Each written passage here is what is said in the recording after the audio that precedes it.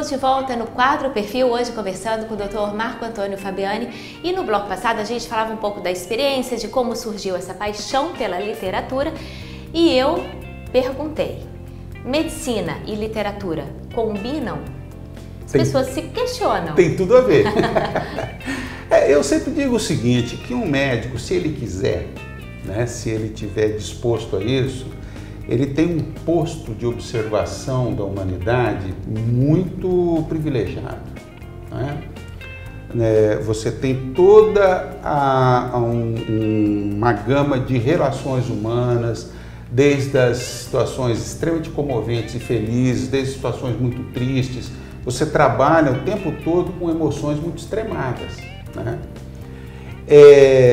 E na vivência da tua profissão, se você aprender a ouvir isso, você naturalmente adquire um olhar literário que talvez seja um olhar que dê mais conta dessas situações do que a ciência às vezes. Né? E então você percebe, não é à toa, que você tem grandes escritores que são médicos. Né? No Brasil, por exemplo, aquele que é o autor que mais me comove, que eu mais gosto, que é o Guimarães Rosa, ele era médico. Todo o material que ele tira disso é de uma vivência na cidadezinha lá que ele nasceu, que era Codesburgo, você que é mineira sabe disso, né?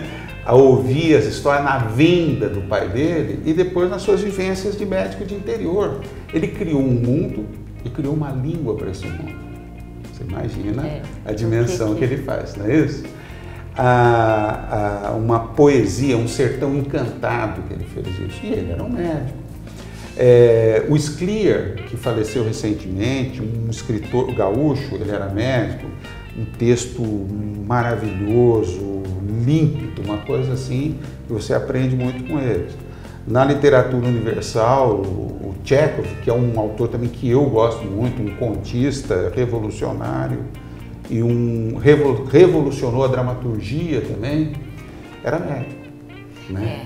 É um fato bem pitoresco, porque consegue captar todas essas emoções e ter uma visão diferente, né? Eu acho treino, que né? É um treino.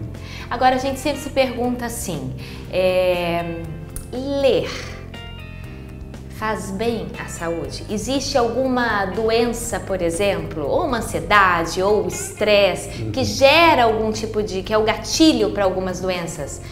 Ler faz a diferença na vida de uma pessoa? Bom, eu sou suspeito para falar, né? Eu também. Não, eu não tenho a menor dúvida que faz, né? A literatura, desde que você... Porque a literatura é muito exclusivista.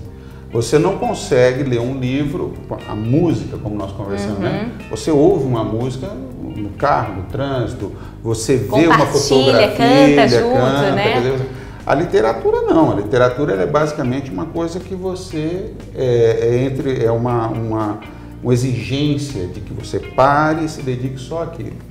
Mas quando você faz isso, quando ela tem uma boa literatura que faz cortes profundos nas nossas emoções, no nosso entendimento do mundo, você consegue trabalhar emoções, né? Porque todo personagem rico, você tem um pedaço dele ali, ou ele tem um pedaço de você ali, né? Nessas emoções, tanto as positivas como as negativas, né?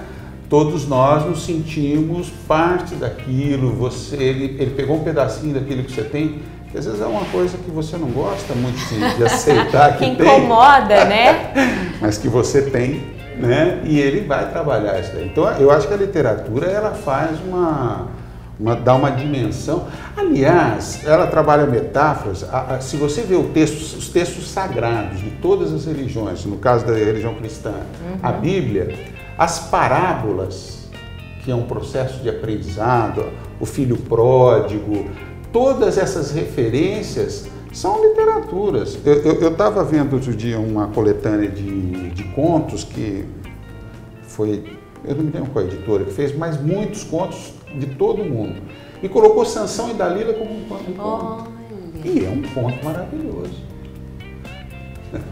Né? Muito do cinema se inspirou em passagens bíblicas. Quer dizer, então você tem ali esse aprendizado, porque ela te passa não um conhecimento, mas uma sabedoria. E faz a diferença para a gente enfrentar os problemas diários e com certeza diminui um pouco. Eu tenho quase certeza que se você fizesse mais isso, teria menos violência. Eu sempre digo uma coisa engraçada assim, no caso com a música, que agora, depois que o Bob Dylan ganhou o Nobel, a música e a literatura meio que se... mas eu me lembro assim, né, que às vezes o sujeito tinha uma decepção amorosa, ao invés dele ir brigar com a pessoa e fazer uma violência, cantava o Lupicínio Rodrigues. Quer dizer, você elabora isso do ponto de vista simbólico, do ponto de vista metafórico, vamos dizer assim, e isso não vai te trazer nenhuma consequência e você cresce com isso, né? A literatura não é uma coisa. Agora então vamos lá, resumir as obras. Primeira obra... Foi em 2014, foi Trilhas do Fogo, que é um livro... De contos. De contos, tá? Que é o mais, assim, que tem muito texto ali, que era da época de universidade. Uns que eu reuni lá, estava escrito numa olivetezinha, portátil. Olha! Que ninguém nem conhece mais. Aí em 2015 eu consegui um outro, todos editados pela Atrito Arte, que foi Contos de Pau e Pedra, que também era de contos. Aí em 2009 eu lancei Histórias de um Norte Tão Velho. Né? Com algumas referências com as referências, exatamente, né?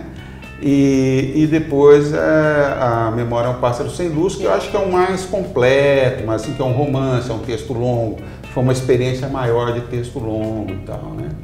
E estamos aí, tem mais coisas que eu estou tentando, estar trabalhando, está praticamente pronto para ver o momento de lançar. Enfim, a vida vai, né? A palavra clínico, o clínico, vem do latim, que significa aquele que se inclina. É quem se inclina dentro de alguém que está dentro.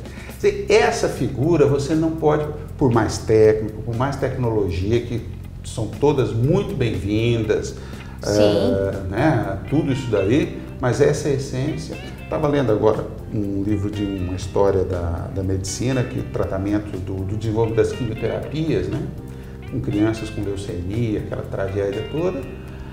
Os médicos, diante daquilo que não tinha, era um mal que eles não conseguiam vencer, o chefe do serviço, lá nos Estados Unidos, que é um país tecnicamente muito evoluído e tal, ele passava e cobria as crianças, apoiava um travesseiro, que é o que restava para ele.